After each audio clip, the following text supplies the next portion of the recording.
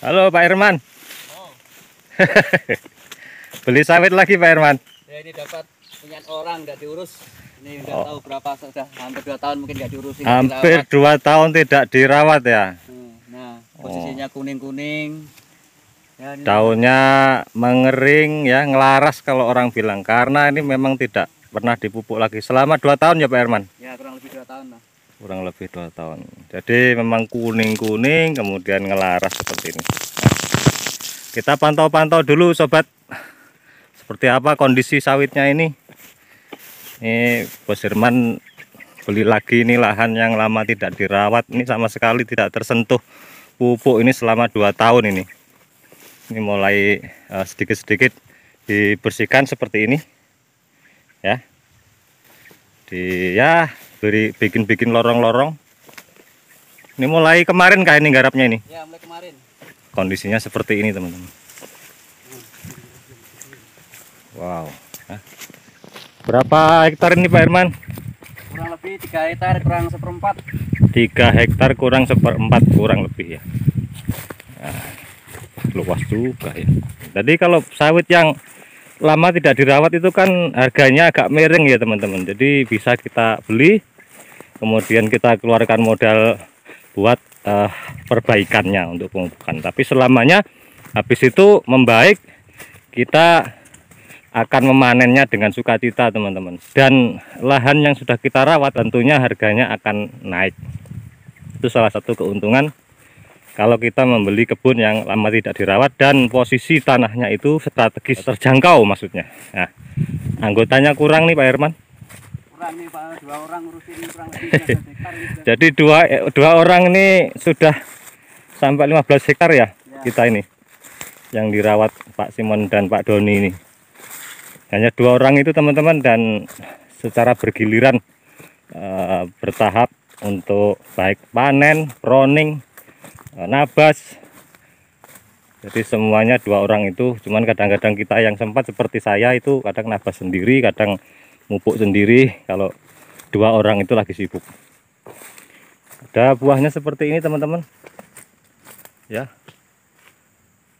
Ya namanya nggak dipupuk ya gini. Tapi kalau kita lihat teman, pohonnya ini masih terlihat agak bagus ya. Pohonnya ini tidak terlalu mengerucut sekali, mengerucut cuman tidak terlalu, masih besar-besar pohonnya seperti itu. Nah, ini masih bisa diperbaiki teman-teman seperti ini nih. Nah ini sebelah sini masih hijau ini. Ini masih hijau ini karena makan pupuknya jibar ini masih. Oh pantesan. Jadi sebelah sana itu punya orang yang lumayan dirawat teman-teman. Jadi makanya sebelah sini saya lihat kok hijau-hijau. Berarti dampak dari pupuk sebelah sana ya. Jadi seperti itu teman, kalau bersampingan dengan sawit punya tetangga dan tetangga kita itu memupuknya intensif ya, sering, itu punya kita jadi ikut lumayan mendapatkan hawa-hawa positif dari pupuk tetangga gitu.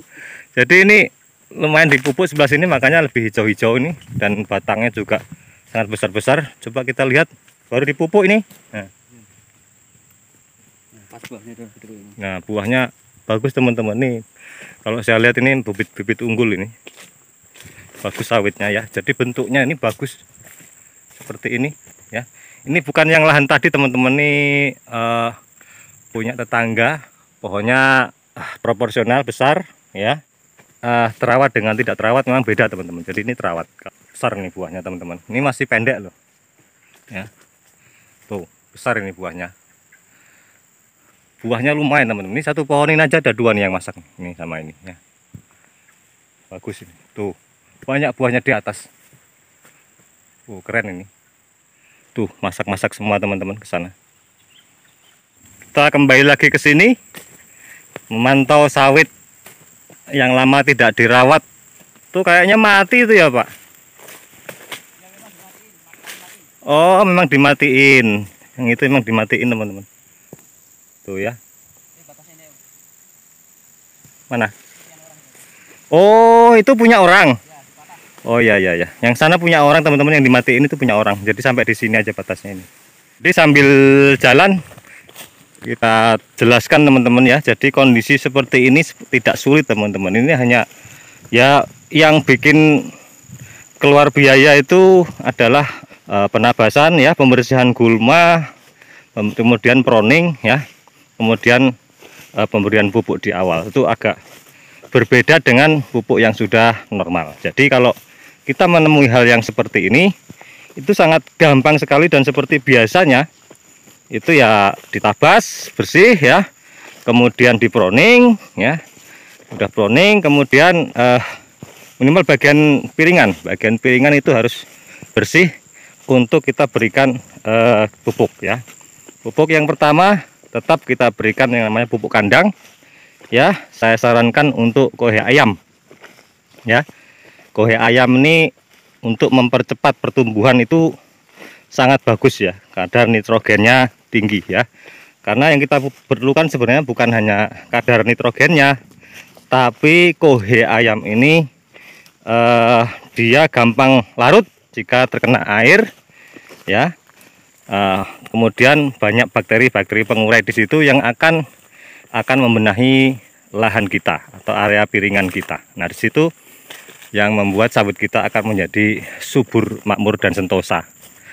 Nah, kemudian yang kedua adalah kita berikan dolomit. Nah, pemberian dolomit dan kohe ayam itu bisa bersamaan teman-teman ya, bisa bersamaan, tidak masalah ya untuk kohe ayam dan dolomit.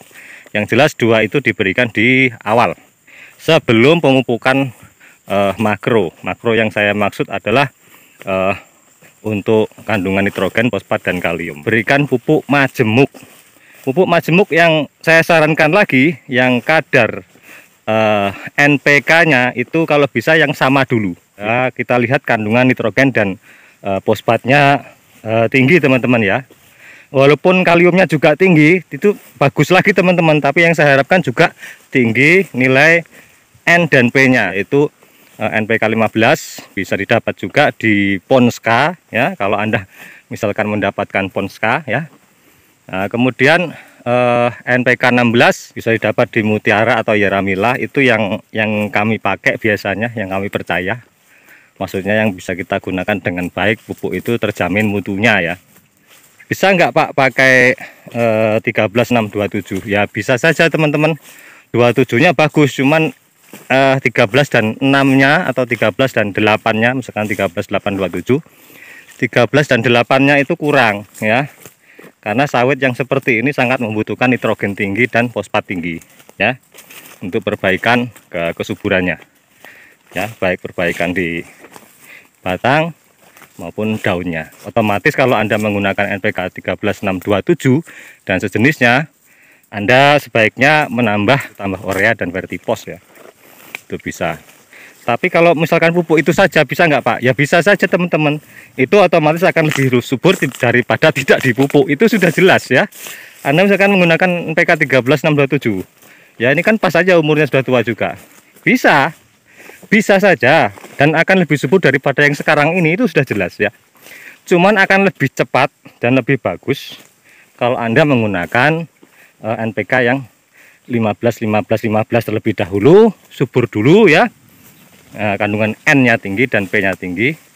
Kemudian atau Anda menggunakan NPK 16 Mutiara atau Yaramila. Kemudian terakhir nanti kita berikan borat. Oke teman-teman, sampai di sini pertemuan kita, semoga bermanfaat. Salah hilap mohon maaf. Wabillahi taufiq wal hidayah. Assalamualaikum warahmatullahi wabarakatuh.